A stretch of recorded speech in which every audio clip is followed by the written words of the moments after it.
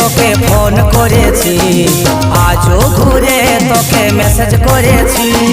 অনলাইনে ছিলি, রিপ্লাই নাই দিলি, মনে হয় অন্য কারো প্রেমে পড়ে গেলি।